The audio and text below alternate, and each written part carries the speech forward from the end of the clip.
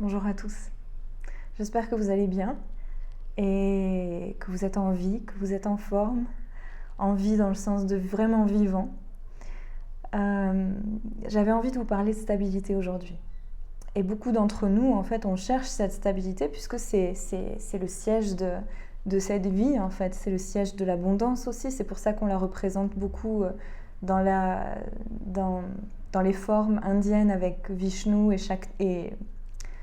et Lakshmi ou Narayana et Lakshmi, parce que cette stabilité, c'est ce qui fait grandir quelque chose en fait. Et ça se matérialise dans plein d'aspects de notre vie. Ça peut l'être dans le mariage aussi. Le mariage, c'est une forme, quand on le dissocie de la religion, c'est une forme de stabilité qui permet à l'amour de grandir. Quand on a un engagement envers un projet, c'est cet engagement qui permet au projet de grandir. Donc c'est la protection en quelque sorte qui soutient la vie. Et en Ayurveda, on associe cette protection à Kapha par exemple, au dosha qui est associé à la terre et à l'eau. Et qui est cette protection et ce maintien qui fait que par exemple nos nerfs sont protégés et que donc la vie peut circuler sans qu'il y ait une insécurité. Et donc cette analogie de Narayana et Lakshmi, Narayana c'est lié à... Nara ça veut autant dire être humain que l'eau, l'élément eau aussi. Donc c'est la fluidité en fait incarnée de la conscience. Donc la conscience incarnée dans le corps et l'abondance en fin de compte de conscience et de connaissance qui s'incarne dans le corps. Il y a beaucoup de choses à dire là-dessus. On l'associe beaucoup au système nerveux dans le corps. Et donc cette stabilité, quand on n'a pas appris à l'incarner à l'intérieur de nous, puisqu'on n'a pas retourné le regard à l'intérieur, on va avoir tendance à la chercher dans le monde, en cherchant de l'argent, en cherchant du plaisir, dans le sens de nourrir la vie quelque part en fait. Donc il y a toujours une quête vers l'extérieur de stabilité, mais évidemment on sait très bien qu'elle n'est pas éternelle et qu'à un moment donné elle va laisser place à de la sécheresse et que jusqu'à ce qu'on tourne le regard à l'intérieur et qu'on réalise que c'est de cette stabilité qu'il s'agit en fait, c'est celle-là qu'on recherche, la stabilité dans l'être. Et quand elle vient s'incarner en nettoyant le système nerveux des impressions passées. Et les impressions passées, c'est donc des figements d'énergie dans le temps et l'espace, des traumas, ce qu'on peut associer à des traumas. Et donc ces figements empêchent la fluidité d'être incarnée dans le système nerveux. Et donc ça empêche ce mariage entre Narayana et Lakshmi. Ça nous empêche de vivre cette éternelle abondance de vie.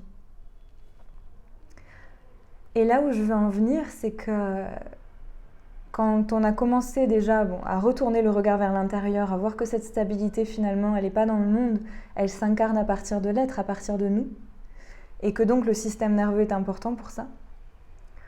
Mais on peut vraiment commencer à ressentir ce nettoyage qui se produit dans le système nerveux et dans le centre du corps. Et expérimenter l'intimité de la vie, être au cœur de l'intimité.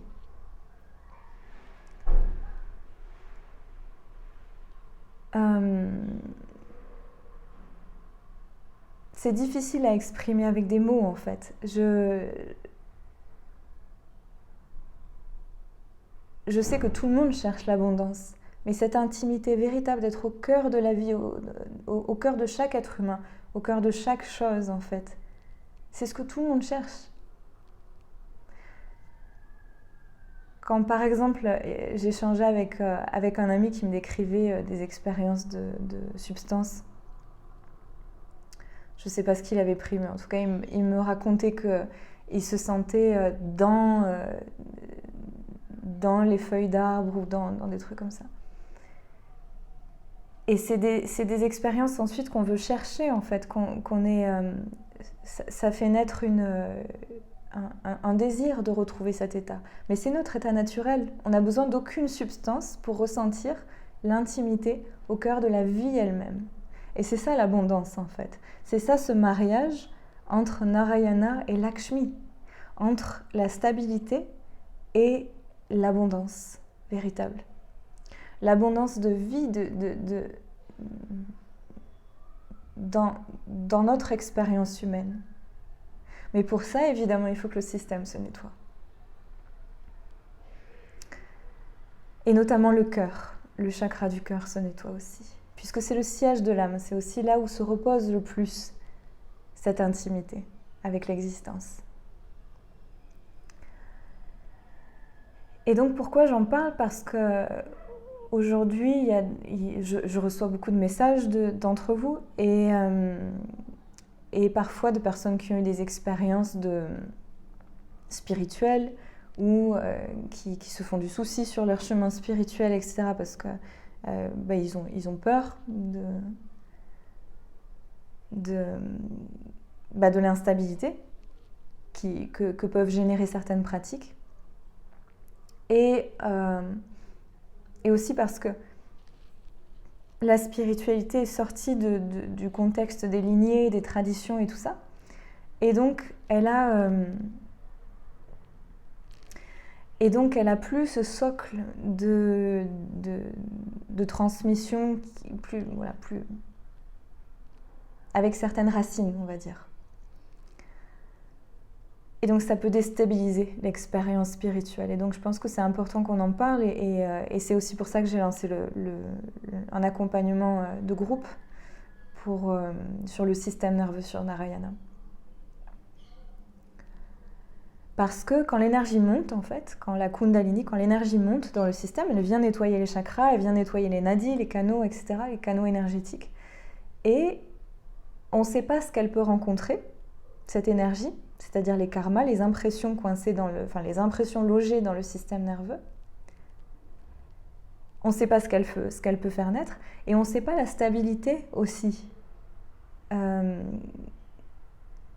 de l'être qu'on a en fait. On ne sait pas finalement si on est vraiment stable pour assurer ça. Et c'est pour ça que je n'encourage pas des pratiques sans une lignée, sans une tradition derrière, ou vouloir faire des activations de l'énergie vitale, etc., sans avoir un socle en fin de compte, parce que cette énergie vitale, elle fait ce qu'elle veut. C'est pour ça qu'elle fait peur aussi. C'est pour ça que l'Inde fait peur. C'est le féminin qui vient se vivre à l'intérieur de notre système, mais quand l'énergie monte, elle vient rencontrer ce qu'elle doit rencontrer, et les conséquences, on ne les connaît pas à l'avance. Et l'enseignant qui tient le groupe, en fait, il n'a peut-être pas idée des conséquences. Donc parler de ça et protéger le système nerveux, parler de cette protection, je trouve que c'est justement ce qui préserve la vie et ce qui préserve notre énergie.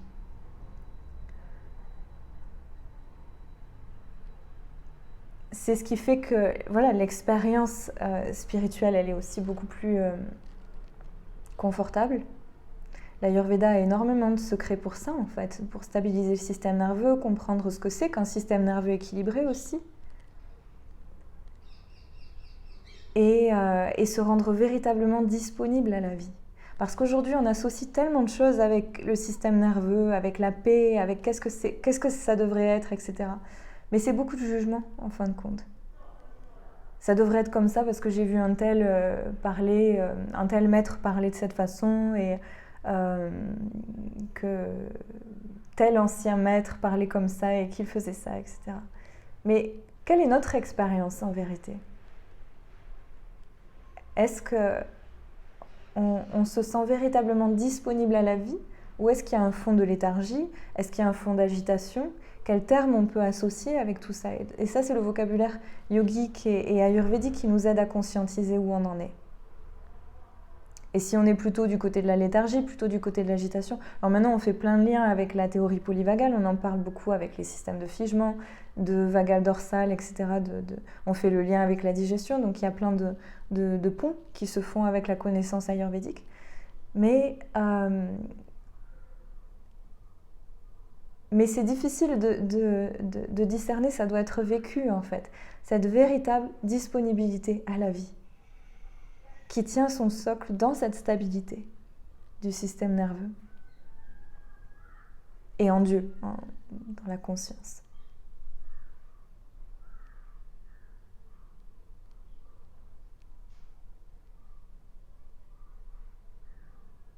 Qu'est-ce qu'on sait en fin de compte d'être vivant? Est-ce qu'on sait véritablement ce que c'est qu'être vivant?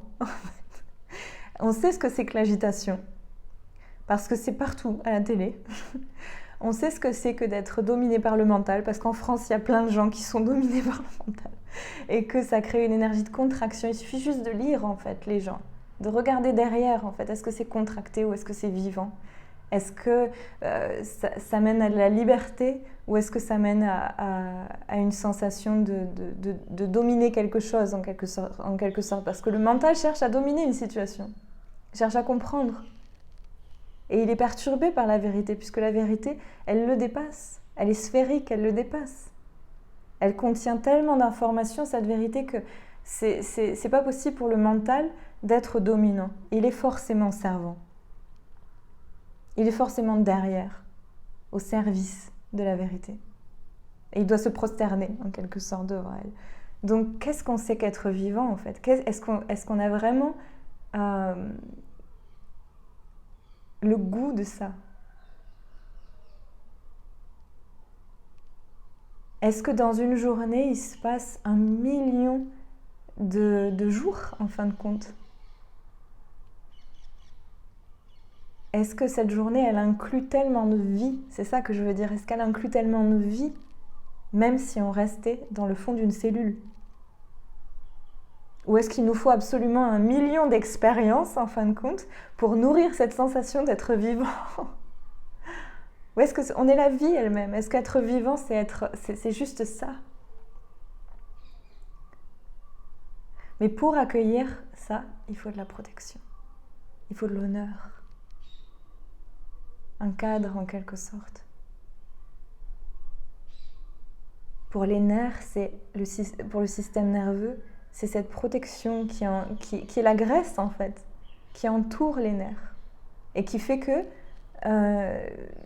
toutes les informations qui traversent dans le système nerveux, elles peuvent s'échanger en étant protégées.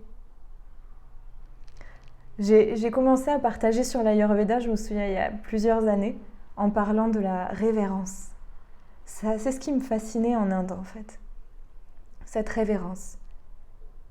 Parce que je pense que j'étais fascinée par ce qui me manquait le plus quand je vivais en France, c'est ce manque de protection de la spiritualité, de notre divinité.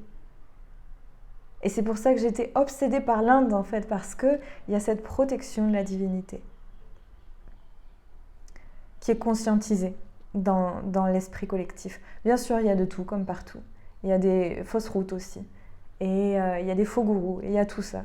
Mais c'est dans l'esprit collectif, on sait qu'en Inde, le but, c'est la libération. Et donc pour tout le monde, c'est très clair qu'il faut protéger ça. Et donc, pour en revenir à cette protection dans le système nerveux, c'est incarné par cette graisse. Le cerveau, pour pouvoir transférer des informations, il a besoin de cette graisse. Et aujourd'hui, on ne connaît que la sécheresse dans le monde. Parce qu'il y a de l'agitation, parce que on veut aller vite, parce qu'on ne se respecte pas, on s'abandonne en fait constamment. On abandonne notre divinité, à chaque fois. Parce qu'on sépare le monde de la spiritualité. Et on se dit, mais non, mais dans le monde, c'est mon expérience, je dois cravacher parce que j'ai ces difficultés, j'ai ces choses qui se passent dans ma vie, etc.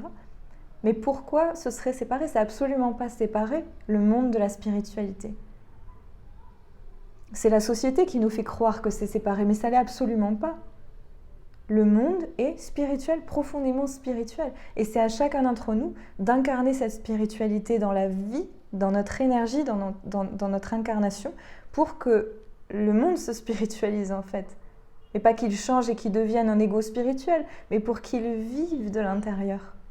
pour que cette divinité soit protégée au sein de chaque organisme, en fait, au sein des entreprises, au sein du domaine de la santé, au sein de tout. Et c'est à chacun d'entre nous d'incarner ça. Et pour ça, il faut protéger, protéger, protéger. Pas dans le sens de séparer, mais dans le sens d'honorer. D'avoir cette révérence, en fait, pour ce qui est important pour nous. Et c'est pour ça que je parlais aussi des schémas d'abandon, en fait, de soi. Parce que honorer la divinité, c'est notre nature, c'est cette nature du mariage entre Narayana et Lakshmi, entre Shiva et Shakti. C'est la nature même de notre être, ce mariage, entre chaque individu, dans chaque individu. Pas juste dans les femmes, dans les hommes, dans chaque individu, ce mariage a lieu. Entre la protection, l'honneur et l'expression de l'amour.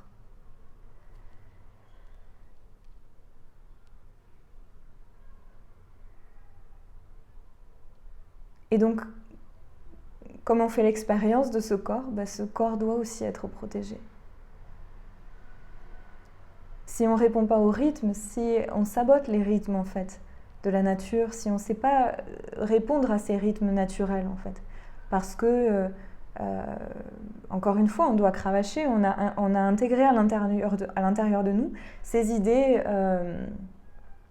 de la société malade. C'est comme ça qu'il faut faire en fait, et donc je continue. Mais tout ça, c'est en réponse à de la sécheresse, dans l'esprit, dans le corps. La sécheresse dans le monde qui se répercute sur nous en fait. Et on accepte ça. Donc ça demande de ralentir inévitablement pour rencontrer ce qui n'est pas vivant.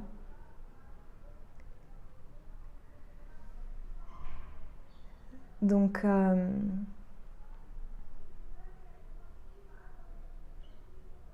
qu'est-ce qui n'est pas vivant à l'intérieur de vous? Est-ce que vous rencontrez l'intimité de l'intimité, au cœur de l'intimité en chaque moment? Ou est-ce que vous avez besoin d'une infinité d'expériences en fait pour vivre vraiment? Ou est-ce que cette vie, elle est de l'intérieur, elle vous émeut, elle vous bouleverse en fait à chaque instant, où que vous soyez? Peu importe les circonstances. Est-ce que du coup ces émotions qui sont le trésor de sensations de cette vie, est-ce qu'elles sont toutes autorisées?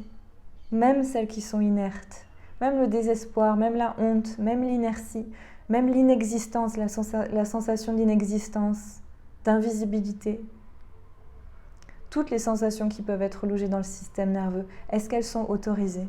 Est-ce qu'elles ont le droit d'exister? La terreur aussi, toutes ces sensations, toutes. Ou est-ce que c'est dangereux pour nous?